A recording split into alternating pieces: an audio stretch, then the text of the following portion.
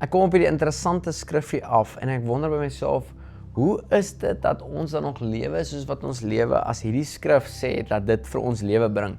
Hoe is dit dan dat ons in rampe in begin gaan? Hoe is dit dan dat ons in slegte situasies opeindig, dat ons nie weet hoe om uit dit uit te kan kom nie? Hoe is dit dat ons daar opeindig as gevolg van slegte en swak keuses wat ons nie gemaak het nie, of gemaak het? En nou eindig ons in 'n posisie op wat ons nie weet watter kant om te gaan nie, en dan staan ons hier nie, nou moet die Here ons help. Nou God wil ons help. Ons moet altyd na hom toe kom. Die Bybel sê, as ons hom ken in alles wat ons doen, maak hy die paaie vir ons gelyk. En dis die sleutel. Ken jy hom in alles wat jy doen? Voordat jy daai deal maak, het jy God geken in dit. Voordat jy daai keuse maak met daai persoon wat jy dink jy gaan die res van jou lewe mee trou, het jy God geken in daai keuse. Daar's vandag baie mense, hulle trou net, hulle kan nie wag nie. Hulle wag nou al vir 10 jaar. Nou is hier iemand wat hulle liefhet en hulle is bang as hulle nie nou trou nie, gaan niemand hulle ooit weer kan lief hê. Dan maak hulle 'n hastige besluit. Die Bybel sê net ongelowige mense maak hastige besluite. En dan maak hy ons hastige besluite uit desperaatheid uit. Na eindig hulle op in huwelike wat abusive is, dinge val uit mekaar uit en net getrou skei volgende maand. Dan het nie God geken in die situasie nie.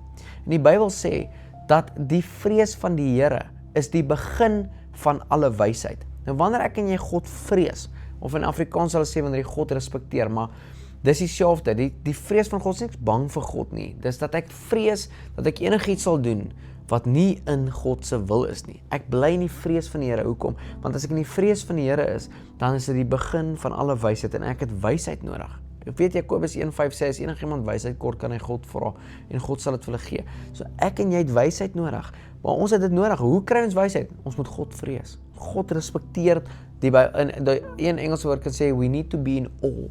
Jy moet in verwondering staan van wie hy is, sodat die vrees van God is die verwondering van wie hy is, sodat die begin van wysheid kan begin. Maar dan sê die Bybel ook, die vrees van God is om weg te draai van sonde af.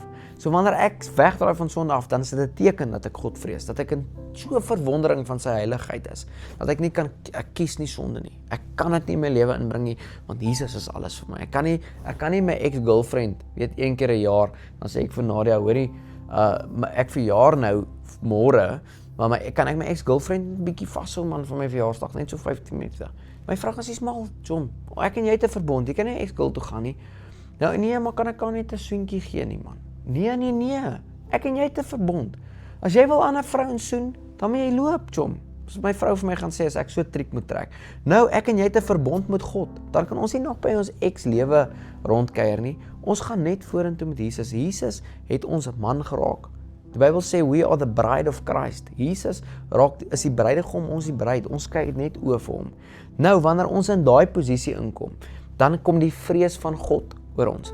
Dan draai ons weg van sonde af. Dis die begin van wysheid.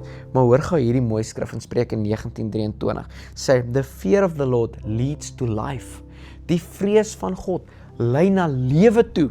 En dan sê hy, and whoever has it rests satisfied. Hoeveel mense kan nie slaap in die aand nie? Hulle rol rond. Nee, hulle het net vrees, hulle het net angs, hulle sukkel met skuld, hulle daai klomp redes hoekom hulle nie kan slaap in die aand nie. Hierso sê hy, die vrees van God lei na die lewe toe en die ou wat dit het, kan rustig slaap. En dan sê hy, he will not be visited by harm. Is dit nie mooi nie? Daai persoon sal nie oorval word met enigiets wat ons skade maak nie. Nou sê ek, dit gaan nooit gebeur nie. Nee, want ek het al gesien hoe goed met my gebeur, maar ek besef, in die vrees van God kan ek wysheid kry om deur dit te kom. Ek besef, in die vrees van God draai ek weg van sonde af. Besef dat in die vrees van God gebeur daar nie naaste by so baie slegte goed met my, soos wat al ooit gebeur het toe ek Jesus nie geken het nie. Ek Jesus nie geken het die hele tyd, ramp op ramp. In die vrees van God, gee nie. Ek wil vir jou in Afrikaans dit lees, in die Nuwe Lewende Vertaling, sê dit so, iemand wat respek het vir die Here, se lewe is veilig. Hy kan rustig slaap en geen ramp sal hom tref nie. Iemand wat in verwondering van God staan, se lewe is veilig. Hy kan rustig slaap en geen ramp sal hom tref nie. Vader, ek dank U in die naam van Jesus, dat ons in verwondering kan staan vir wie U is. Ek dank U, Here, vir die vrees van God om op ons te kom, sodat ons in totale wysheid kan stap. Die vrees van God op ons kan kom, sodat ons kan wegdraai van ons sonde af.